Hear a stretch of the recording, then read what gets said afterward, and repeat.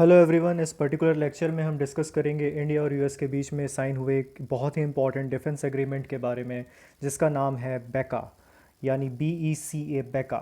ये एग्रीमेंट चार defence agreements हुए हैं इंडिया और अमेरिका के बीच में, उसी में से ये चौथा डिफेंस एग्रीमेंट है।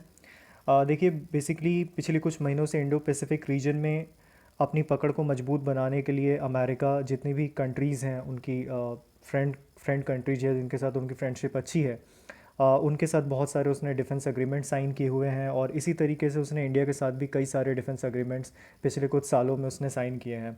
इन्हीं में से एक एग्रीमेंट है बेका एग्रीमेंट। आइए समझते हैं बेका एग्रीमेंट क्या है। तो इसका फुल फॉर्म है basic exchange and cooperation agreement.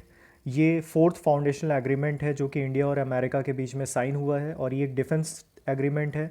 और इससे पहले 3 डिफेंस एग्रीमेंट भी साइन हुए हैं, लेमोआ, कॉमकासा और GSO-MIA। इन सब के बारे में हम लेक्चर के एंड में हम डिस्कस करेंगे। बेसिकली ये जो एग्रीमेंट साइन हुआ है वो 27 अक्टूबर को साइन हुआ, और ये थर्ड 2+2 मिनिस्ट्रियल मीटिंग थी Indian defence minister Rajnath Singh और US secretary of state Mike Pompeo के बीच में।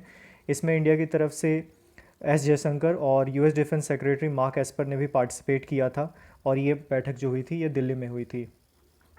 आइए अब समझते हैं बेका में क्या क्या बातें हैं। देखिए, बेसिकली ये बेका जो है वो एक जियो स्पेशियल कॉपरेशन है। जियो स्पेशियल कॉपरेशन यानी कि जो जियो सैटेलाइट्स होती हैं जो रियल टाइम इंफॉर्मेशंस बताती हैं उनके उसकी एक अग्रीमेंट साइन हुई है इंडिया और USA के बीच में, जिससे कि इंडिया को जियो स्पेशियल सैटेलाइट्स के इंफॉर्मेशंस रियल टाइम में शेयर किए जाएंगे। ये जो एग्रीमेंट है, इस एग्रीमेंट के थ्रू इंडिया और USA के बीच में जियो स्पेशियल इंफॉर्मेशन को शेयर किया जाएगा, जिसका फ़ायदा मिलिट्री और सिविलियन दोनों को होगा। इस एग्रीमेंट में USA की national geo spatial intelligence agency और इंडिया की मिनिस्ट्री ऑफ डिफेंस के बीच में real time geo satellite information share होंगी, और इसकी वजह से मिसाइल ड्रोन्स की वेपन्स मिसाइल ड्रोन जैसे जो वेपन्स होते हैं उनकी एक्यूरेसी भी बढ़ेगी। इंडिया को real time topographical aeronautical data मिलेगा, जिसका फ़ायदा उसे नेविगेशन में होगा।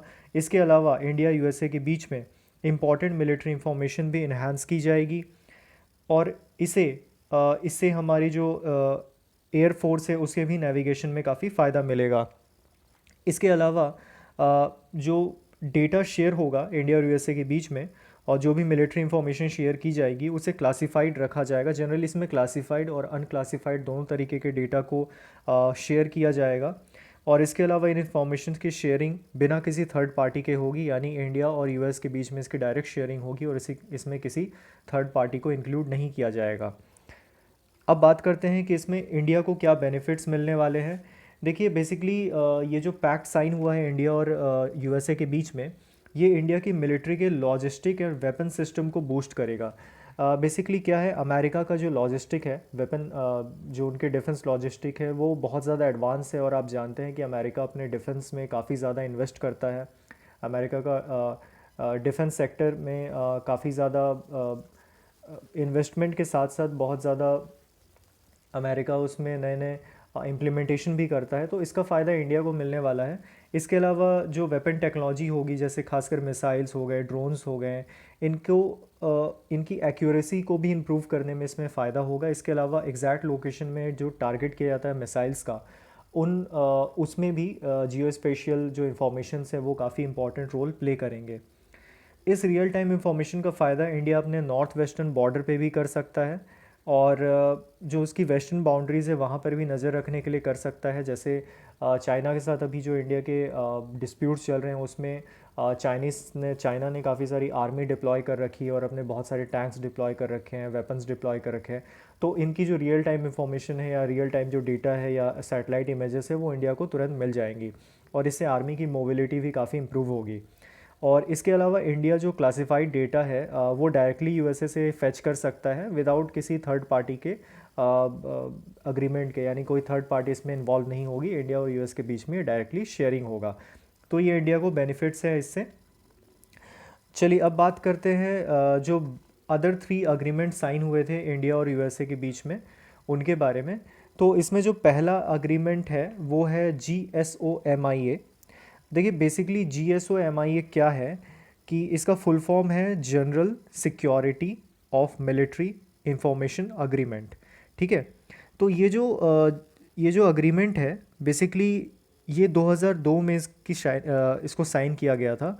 और ये गवर्नमेंट एंटिटीज़ के बीच में क्लासिफाइड डेटा की शेयरिंग पे बात करता है, मतलब जितने भी क्लासिफाइड डेटा होते हैं वो गवर्नमेंट आपस में शेयर कर सकती है। इसके अलावा GSO-MIA की और क्या खासियत है, तो देखिए बात करेंगे कि GSO-MIA जो है, अगला जो इम्पोर्टेंट मिलिट्री अग्रीमेंट साइन हुआ है वो है लैमोआ।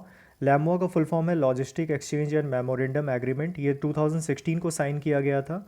और इससे जो दोनों कंट्रीज़ हैं एक दूसरे की लॉजिस्टिक्स और इंफ्रास्ट्रक्चर का यूटिलाइज़ कर सकती हैं।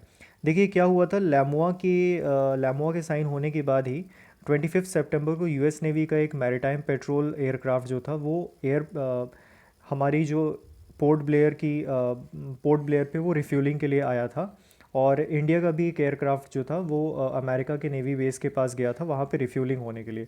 तो इससे फ़ायदा ये होता है कि बिना किसी प्रॉब्लम्स के जितने भी हमारे लॉजिस्टिक्स हैं उनकी हम शेयरिंग कर सकते हैं, शेयरिंग नहीं, उनको हम यूटिलाइज़ कर सकते हैं, दूसरों के साथ शेयर कर सकते हैं और उनसे हम हेल्प ले सकते हैं।